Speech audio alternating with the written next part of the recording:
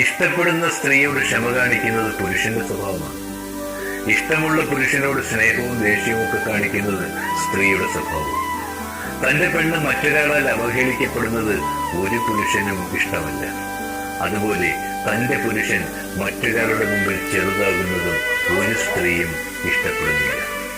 ദേഷ്യം വരുമ്പോൾ ഇഷ്ടപ്പെട്ടവളെ അവൻ ചിലപ്പോൾ ഒറ്റപ്പെടുത്തിയെന്ന് വരുമെന്നാൽ ഇഷ്ടപ്പെട്ടവനെ നഷ്ടപ്പെടുത്താൻ ഒരു സ്ത്രീയും ആഗ്രഹിക്കുന്നില്ല. തന്റെ പുരുഷൻ തന്റേത് മാത്രമാകണമെന്ന് അവൾക്ക് നിർബന്ധമുണ്ട്. പ്രണയത്തിന്റെ മാനദണ്ഡവും മറ്റൊന്നല്ലേ. പുരുഷൻ പുറം ലോകത്താണ് കൂടുതൽ സമയവും ചിലവഴിക്കുന്നത്. അയാൾ ബന്ധങ്ങളിൽ കുറെ കൂടി സ്വാതന്ത്ര്യം ആഗ്രഹിക്കും.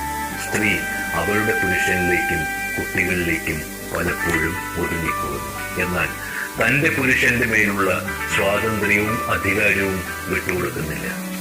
ഒരു സ്ത്രീ ഏറ്റവും കൂടുതൽ ആഗ്രഹിക്കുന്നത് തന്റെ